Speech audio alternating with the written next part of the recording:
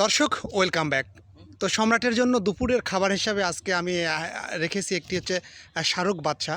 তো সম্রাটকে মূলত দেখানোর চেষ্টা করছি, সম্রাট এটাকে দেখছে এবং সম্রাটকেই ও মুখে ঠোক দিচ্ছে।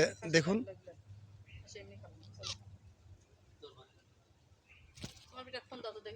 সম্রাট, সম্রাট এই যে দুপুরের খাবার, এটা তোমার। হ্যাঁ হ্যাঁ হ্যাঁ, সম্রাট অলরেডি সে খুবই খুশি। দেখ আয় যে, হ্যাঁ